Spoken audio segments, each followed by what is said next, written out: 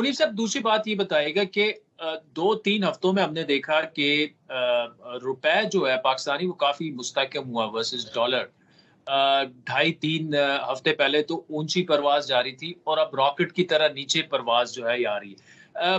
Obviously इदारों ने अपना किरदार अदा किया और करेंसी मार्केट में आपको पता है कि वो मलक बुस्तान साहब कहते हैं कि जी हर एक एक्सचेंज कंपनी में 2-2 3-3 खुफिया इदारों के एहलकार बैठे, उन्होंने इनको ट्रैक किया, स्मगलर्स को, होल्डर्स को पूरा सारा और उन पर क्रैकडाउन किया। लेकिन ये काम पहले क्यों नहीं हो सकता था? मतलब कायरा साहब से भी मैंने आज ये सवाल किया, तो उन्होंने मतलब ये कहा कि जी अगर ये कोई मुंतखब हुकूमत ये काम करती तो जुडिशरी आड़े आ जाती। लेकिन चूँकि अब इदारे इन्वॉल्व हो गए हैं तो अच्छी बात है कि ये हो रहा है। लेकिन इसी तरह सपोर्ट जो है वो मुंतखब हुकूमतों को भी मिलनी चाहिए।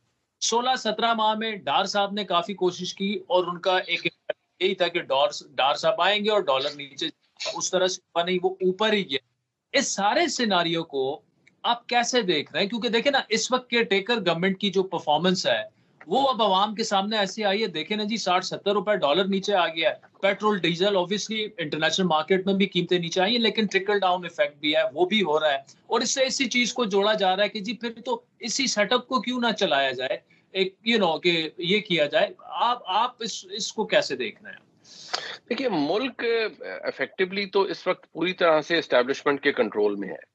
और दिलचस्प बात ये है कि जब इस तरह कंट्रोल हो दिया मिलता है, तो उसके डिविडेंड बड़ा अच्छा आता है। देखिए इस वक़्त एक वन विंडो ऑपरेशन है, एसआईएफसी बना, उसके बाद जो चीज़ें बेहतर हो रही हैं जैसे आपने खुद ज़िक्र किया डॉलर का, फिर मुख्तलिफ कार्टेल्स के खिलाफ जो क्रैकडाउन किया गया है।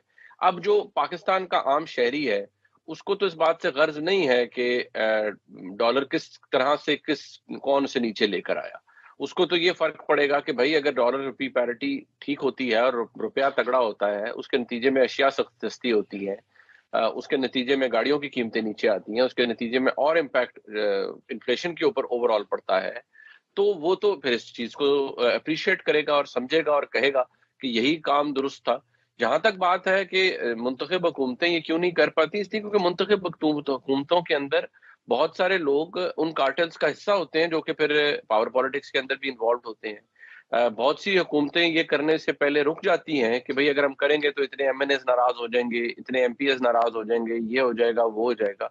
तो फिर यहाँ पर तो क्योंकि मुंतखब हुकूमत है नहीं, लिहाज़ा जो वो करेंगे वो डायरेक्टली आपको पता है ऑर्डर फ्रॉम द टॉप आ रहा है। और दूसरी बात ये कि जब डार साहब आए थे तो आपको याद होगा उन्होंने कहा था कि जो कमर्शियल बैंक्स हैं, उन्होंने बहुत बड़ा एक स्कैम था कि उन्होंने ये जो करेंसी के अंदर डॉलर रुपी पैरिटी और इस सारे चक्कर के अंदर जो इंटर बैंक रेट है इसके अंदर अरबों रुपए कमाए हैं।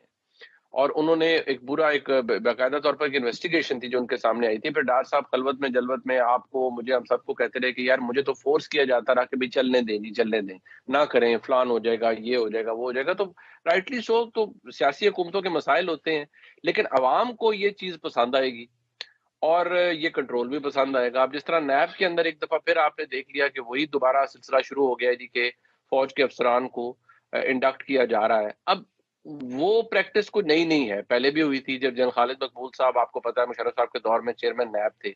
उस वक़्त भी ये हुआ, उसके बाद भी जब नैब बना उसके अंदर क्या इफ़ेक्टिव कंट्रोल था। अभी भी एक फ़ॉर्मर लेफ्टिनेंट जनरल वो उसको सरबराह हैं।